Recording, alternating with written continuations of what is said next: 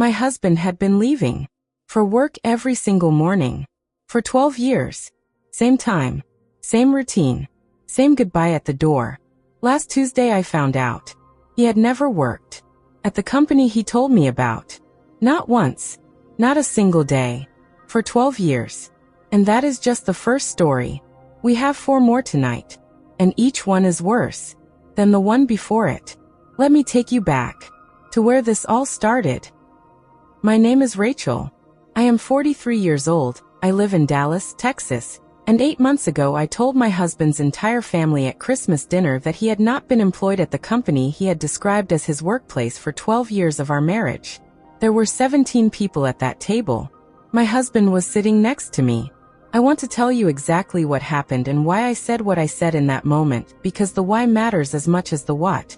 My husband's name is Steven.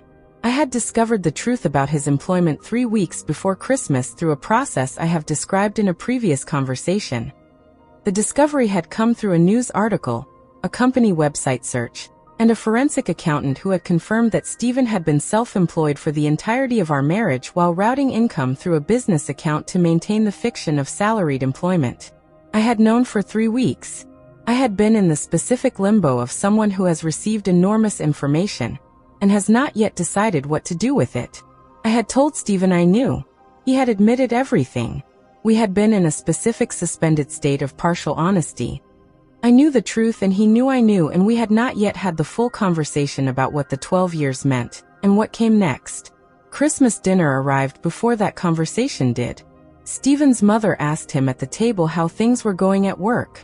She asked it with the specific maternal pride of someone who had been hearing about her son's career at this company for 12 years and who was proud of what she understood he had built there.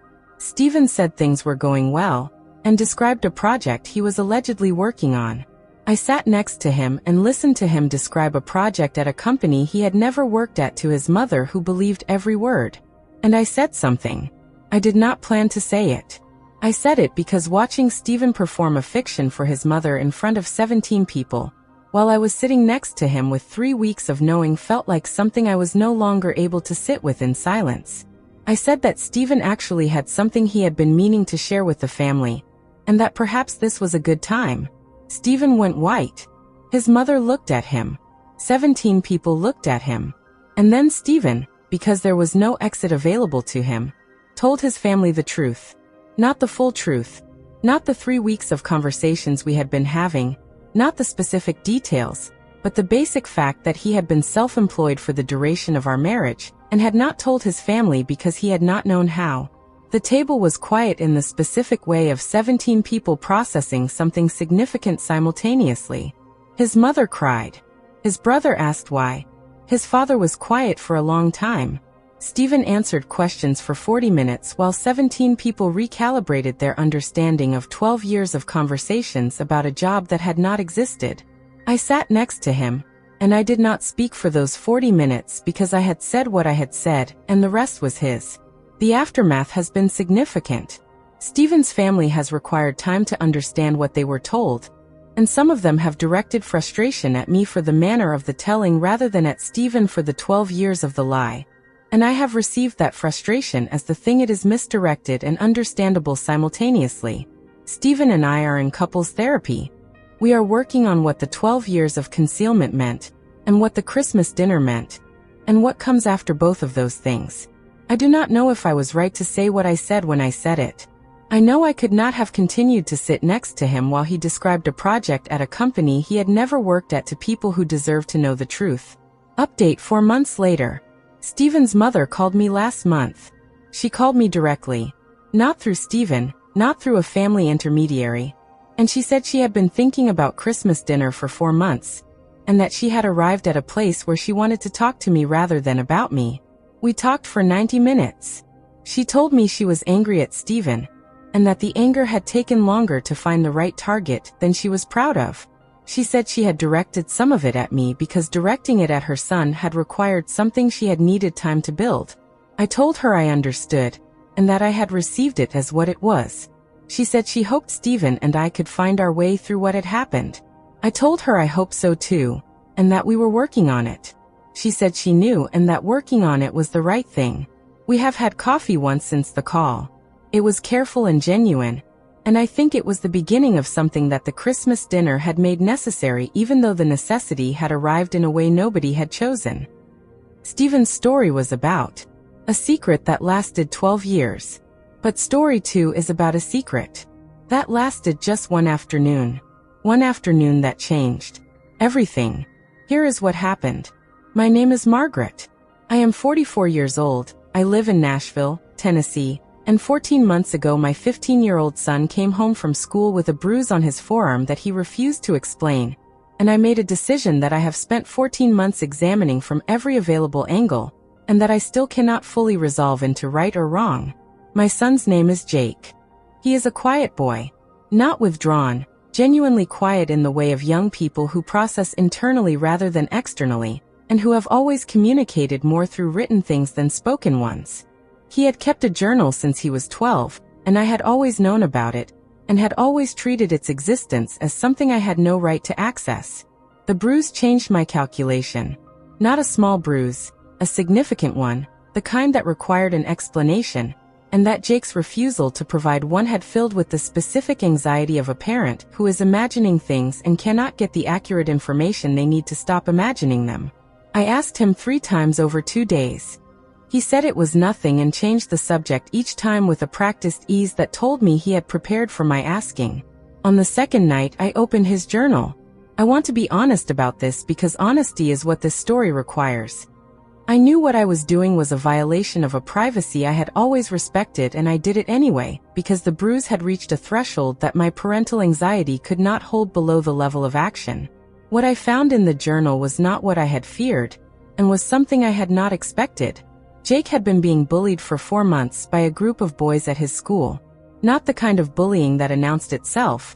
The targeted daily social erosion kind that leaves bruises occasionally and dignity consistently, and that is designed to be invisible to adults. The bruise had been from a shove in a stairwell that Jake had decided not to report because reporting had seemed to him likely to make things worse rather than better, and because he had a specific plan he had been developing documented in the journal in the careful logical way of a 15-year-old who thinks in organized paragraphs for addressing the situation himself. I sat with his journal for an hour. Then I put it back exactly where I had found it. I did not tell Jake I had read it.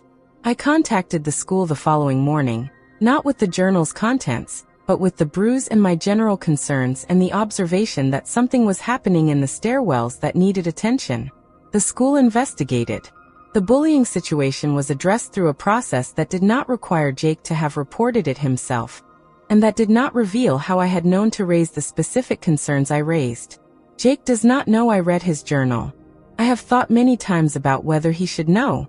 My therapist says the question of whether to tell him is separate from the question of whether reading it was right, and that I need to answer the second question before the first one is meaningful. I have not fully answered the second question yet. What I know is that the bruise required more information than Jake was providing, and that the information I found made it possible to protect him in a way that his own plan, which was careful and intelligent and might have worked, carried risks that I was not willing to accept. What I also know is that his journal was his, and that I read it, and that the reading was a line I crossed, and that I crossed it for reasons I would cross it for again, and that holding both of those things simultaneously is the specific difficulty of parenting a private child in a situation that required information he was not going to give me. Update: 3 months later. The bullying situation at Jake's school has been resolved. The boys involved were addressed by the school and by their parents, and the stairwell situation has not recurred in the months since. Jake is doing better, more present, less carefully composed at the dinner table, the specific lightening of a person who is no longer carrying something alone that had been heavy. He does not know I know why. I have not told him I read his journal. I have decided I will tell him when he is older.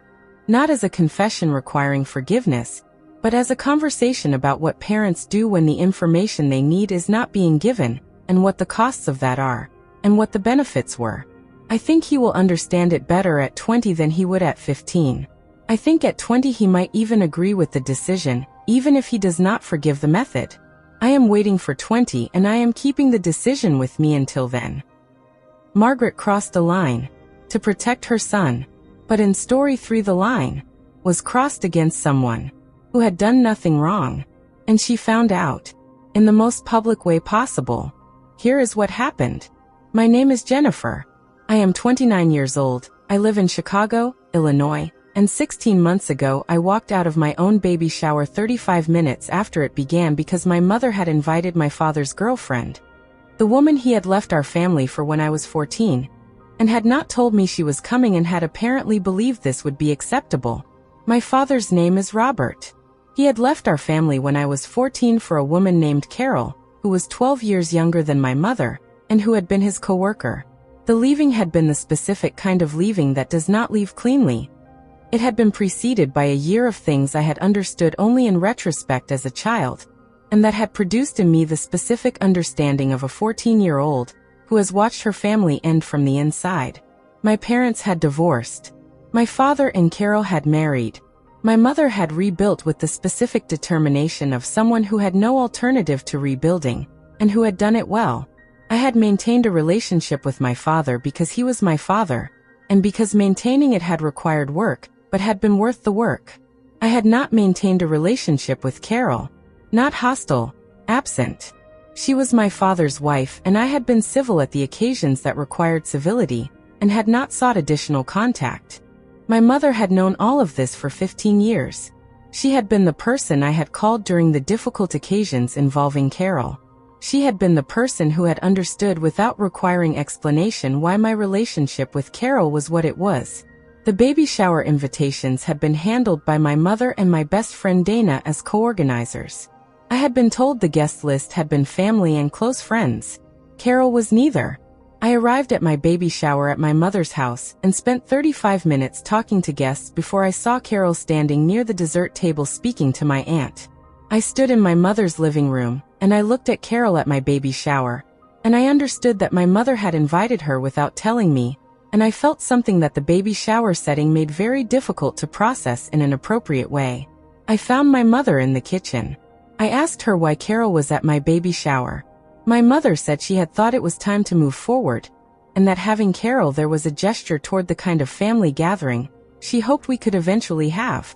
I told my mother that the decision about whether and when to move forward with Carol was mine to make, and that making it for me at my baby shower without telling me was not a gesture toward anything except a decision she had made about my life that she had not discussed with me. I told my mother I needed to leave. My mother said the guests were already there. I said I was aware and that I was sorry for the disruption, and that I needed to leave anyway. I said goodbye to the guests near the door, got my coat, and left my own baby shower. My mother called me that evening. The conversation was difficult and necessary and covered ground that we had apparently needed to cover for longer than the baby shower. My mother said she had been trying to help. I told her that trying to help with something I had not asked for help with in a direction I had not chosen was not help. She said she understood and that she was sorry, and that she had not fully thought through what she was deciding when she sent the invitation. I believe her, and I am still working on receiving the sorry as sufficient. Update: 4 months later. My daughter was born 2 months ago. Her name is Sophie, and she is the most important thing that has happened to me, and she has reorganized everything in my life, including the things that needed reorganizing. My mother has been present since Sophie arrived in all the ways that matter. At the hospital, at our home in the weeks after, available and helpful and careful in a way that tells me she understood what the baby shower conversation had required, and has been applying it. Carol sent a gift. A thoughtful one, properly addressed, with a card that said congratulations, and nothing else. I have not responded yet. I am holding the gift and the card and thinking about Sophie, and about what kind of family I want her to grow up inside, and about what that family requires from me in terms of decisions I have not yet made. I am not in a hurry to make them. Sophie is 2 months old, and she needs milk and sleep and being held, and those are the things I am focused on, and the other things can wait until I am ready to be ready for them. Jennifer walked out of her own baby shower, but story 4 is about someone who stayed and said nothing for 11 years, and then said everything in 30 seconds. Here is what happened. My name is Carol. I am 47 years old. I live in Phoenix, Arizona, and 6 months ago I told my sister something I had known for 11 years, and had been carrying with the specific weight of information that belongs to someone else, and that you have been trusted with in a way you never asked to be trusted with. My sister's name is Donna. Her husband's name is Brian. 11 years ago, Brian had told me something he should not have told me. Not a confession, not a request for help, but a careless disclosure during a family gathering when he had been drinking, and when he had apparently calculated incorrectly that telling his wife's sister about a woman he had been seeing was a reasonable thing to do in the context of the evening. I had been shocked. I had said nothing in the moment, because the moment had not seemed like the right one. Then I had said nothing for 11 years, because the right moment had never arrived in a way I had been able to identify as clearly right. The carrying of it had been its own particular experience. Every family dinner, every holiday, every birthday party where Brian and Donna were present, and where I was also present, and where I knew something about Brian that Donna did not know. I had told myself over 11 years that it had been one incident, that it might have been exaggerated in the telling, that telling Donna would destroy a marriage and a family that appeared to be functional, and that the destruction would be mine to have caused. I had told myself all of these things, and I had believed some of them, and I had used all of them to not say something for 11 years. What changed was Donna. Not a single dramatic event, an accumulation. I had been watching my sister for 11 years, and I had been watching the specific way a person carries a marriage that has something wrong in it that they have not identified, and I had been watching her attribute the wrongness to herself, her inadequacy, her failure to be enough, the specific self-criticism of a woman who knows something is not right and has decided she must be the reason. 6 months ago, Donna said something to me at a family lunch that made me understand that the carrying of my knowledge was actively costing her in a way I was no longer able to justify. She said she had been wondering for years what was wrong with her. I told her nothing was wrong with her. Then I told her about 11 years ago. Donna was quiet for a very long time. Then she asked me why I had not told her sooner. I told her everything I had told myself for 11 years. She listened to all of it. Then she said she would have wanted to know. I told her I knew and that I had been wrong not to tell her, and that the wrongness had been mine to carry, and that I was sorry it had taken 11 years for me to carry it to her instead. Donna and Brian separated 2 months after my telling. The separation has not been clean. 11 years of marriage and 2 children do not separate cleanly regardless of the circumstances. Donna has told me she is glad she knows. She has also told me she is angry that it took 11 years. I have told her both of those things are right, and that I deserve both of them. Update: 3 months later. Donna's separation from Brian became a formal divorce proceeding last month. She called me when she filed and she said she was glad to be filing, and that the filing felt like something she was doing for herself rather than something being done to her, and that the difference between those 2 things was significant. I told her I thought the difference was everything. She said she was still working on the 11 years. Not on forgiving me, she said she had done that, but on understanding what the 11 years of not knowing had cost her, and on separating what was about Brian, and what was about me, and what was simply about her own life, and what she wanted it to look like going forward. I said that sounded like exactly the right work to be doing. She said she had a good therapist. I said I was glad. We had lunch last week. Just the 2 of us, the first lunch since everything where neither of us was being careful with the other. We talked for 3 hours. At the end she said she was glad I had told her. I said I was glad too. I said I was sorry it took 11 years. She said I know and let's go. We went. Some things you carry until you don't, and then you put them down and you go. Carol carried a secret. For 11 years. And story 5, our final story tonight, is about someone who carried one. For even longer. 20 years. And when they finally said it, it was at the worst possible time. And the best possible time. At the exact same moment. Here is the last story. My name is David. I am 31 years old. I live in Seattle, Washington, and 10 months ago I told my parents that I had known I was adopted since I was 8 years old. A knowledge I had carried for 22 years while they had been carrying the plan to tell me on my 30th birthday, which had passed 11 months before I finally told them I already knew. My parents' names are Robert and Linda. They are 64 and 62, and they adopted me at birth and have been my parents in every complete and meaningful sense for 31 years. They are good parents. I want to say that clearly before I say anything else because everything else exists in the context of that being true. I found out I was adopted at 8 years old through a document I had found in a filing cabinet while looking for a piece of paper my father had asked me to retrieve. The document was my original birth certificate. It had different names on it. I was 8 years old and I understood what I was looking at with the specific incomplete understanding of an 8-year-old. I knew something was different but did not have the full framework for what the difference meant. I put the document back. I did not ask my parents about it. I carried the knowledge for 22 years. I carried it because asking had felt dangerous in a way I could not articulate at 8, and that had calcified by 12, and that had become by 16 simply the shape of something I lived with, and had decided was not mine to introduce. I watched my parents over those 22 years preparing to tell me something I already knew.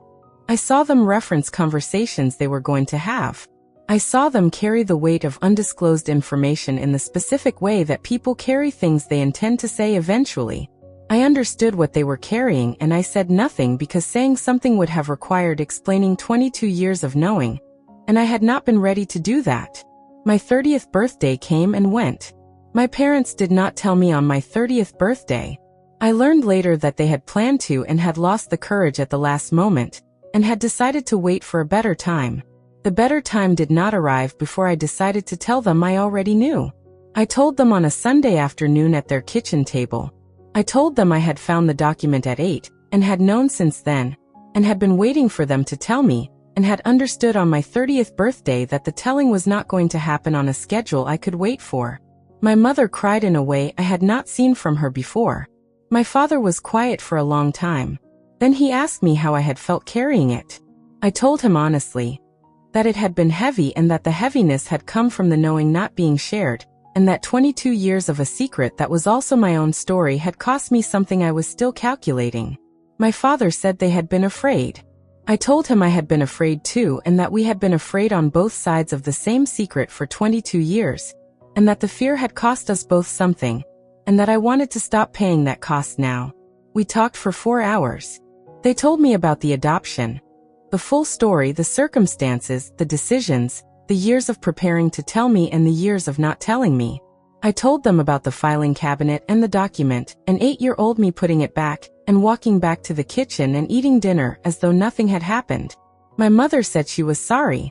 I told her I was sorry too.